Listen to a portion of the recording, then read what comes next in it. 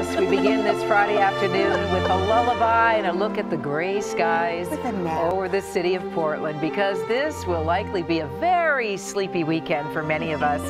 It is time for daylight saving time, changing the clocks. We fall back on Sunday, giving us that extra hour. And thank you for not putting the S to sleep on saving. Saving, not savings, as many people say.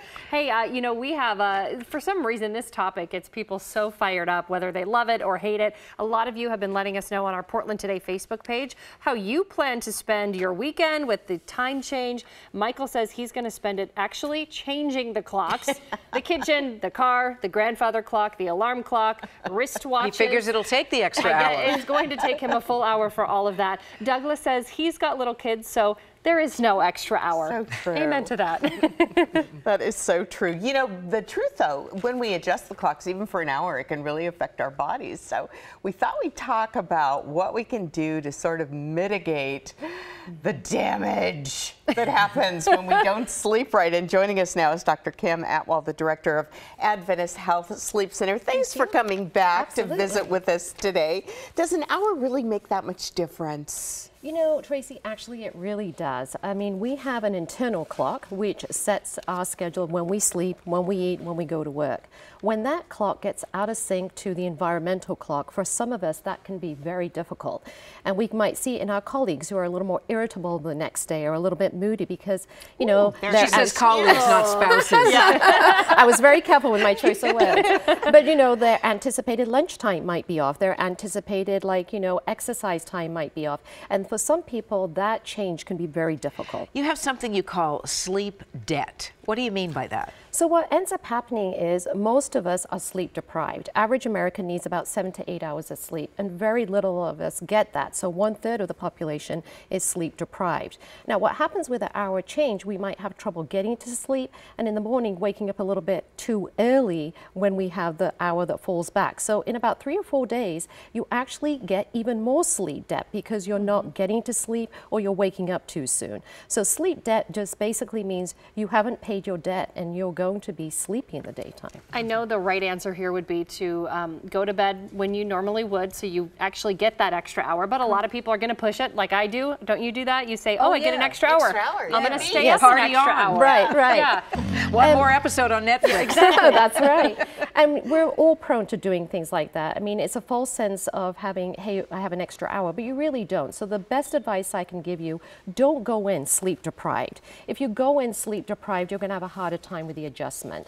And also, you know, try to, if you know yourself, you're one of these people that are going to have some difficulties, tonight go to bed 15 minutes later.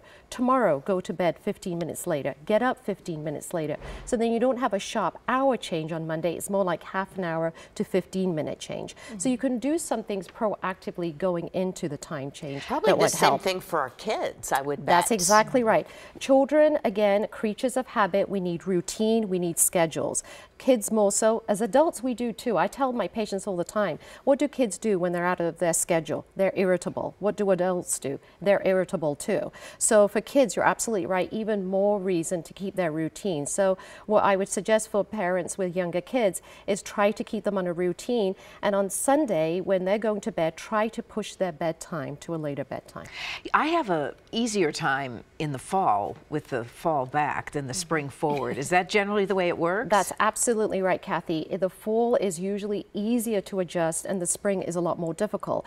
And actually in the spring, you'll see more accidents on Monday, you know, and more heart attacks also because it's more of a difficult adjustment. The fall is Perhaps usually a little bit easier. Perhaps we should stop daylight saving time. That sounds dangerous. And on that note, But I did hear a statistic this morning that there are fewer crashes this upcoming Monday than a week ago Monday. So there's some science to it. There's absolutely science to it. And it's the science and the studies have been done around the world. And it's not just here in the U.S. Wherever there is adjustments in time, there's going to be effects to your health and effects to how you perform in the daytime, to driving, to skills even at work get affected. The tendency might be to grab that extra, you know, dose of caffeine.